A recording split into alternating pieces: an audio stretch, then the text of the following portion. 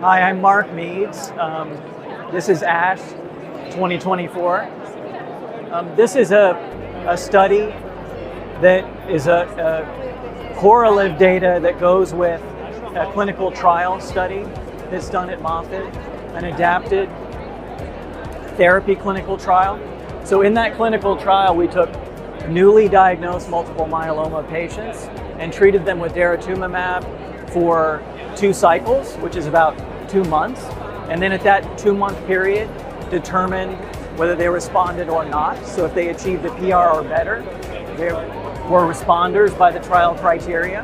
And if they responded, then they could stay on Dara monotherapy until they stopped responding to the therapy. And if they didn't respond, then another therapy was added at that time point. But this was a really unique opportunity because it allowed us to study resistance. It allowed us to study resistance in newly diagnosed myeloma that's therapy naive, which is a very unique scenario. I don't know of any other situation where a cohort like that exists. So we had a baseline bone marrow, and after 2 cycles of Dara bone marrow, and then when they stopped responding to the therapy, we took another bone marrow biopsy, and from that biopsy, we isolated the tumor cells with CD138 affinity chromatography, and we also looked at the immune tumor microenvironment, right, that was associated with the tumor in the marrow, right, and did single cell RNA-seq, which is primarily what this entails. Right, and we also did flow cytometry and some other studies. So the non-responders in red here, you can see, are distinct in terms of their gene expression. If you look at this UMAP from the responders, which are blue, we looked at the differentially expressed genes at the day 60 time point, comparing non-responders to responders, and we found an interesting pattern in terms of the biology of these differentially expressed genes. Responders had more of a plasma cell phenotype, and non-responders had a much decreased plasma cell phenotype, more of an early plasma cell phenotype, and things that we would associate with bad disease like oncogenesis, proliferation. And in the responders, other pathways that are associated with plasma cells were upregulated too, like secretory pathway translation, interferon response, etc. So if we look at pathway analysis, we see the same thing. De novo resistance is associated with more of a plasma cell phenotype, unfolded protein response, interferon, translation, secretion, and then non-responders are associated with a more aggressive phenotype. It's a precursor state. And if we look at the transition from baseline to day 60, we already see changes in a lot of these pathways. And the responders start to look less like responders and more like non-responders. And the non-responders are becoming more aggressive and looking more non-responder-like, if you will.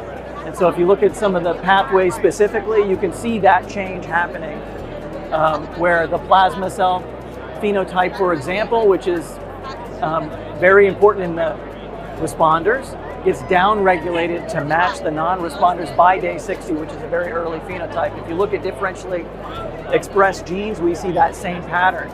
There were genes that were differentially expressed at day 60 in responders only, right, that overlapped with the baseline differentially expressed genes patterns that we saw.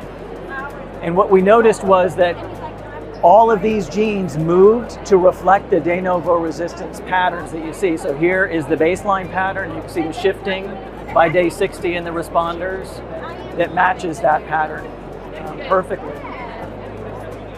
So there's a lot of intratumoral heterogeneity that you can see in these UMAPs in terms of the plasma cell phenotypes. So we identified tumor subclones, and in the non-responders, using Infer-C and B, and those non-responders subclones were not very dynamic, but they were very dynamic in the responders, which makes sense due to the pressure of therapy.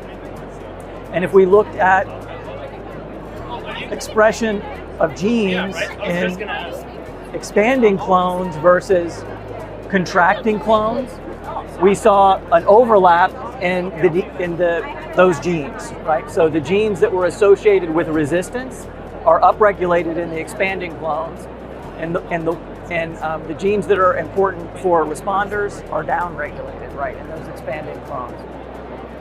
And at relapse, we had one patient that relapsed. We see those same patterns, right? So we see, of course, there are a few clones that are almost non-existent at day 0 that take over the whole tumor by the time they stop responding to Dara after about 7 months in this patient. And if you look at the differentially expressed genes comparing the relapse tumor to baseline, again, the genes that are upregulated were associated with de novo resistance. So the through line with this is that we see a pattern associated with de novo resistance to Daratumumab in these therapy-naive patients. And that pattern begins to change in responding patients, so they start to take on characteristics of non-responding patients as early as day 60, 2 cycles of therapy. And that pattern persists all the way to relapse.